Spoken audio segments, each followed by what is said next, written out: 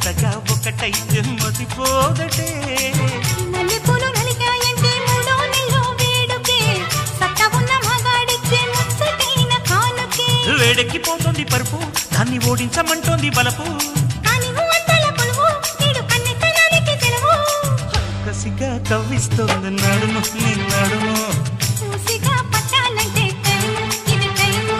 జలకు జలకు silk చీర జలకు జలకు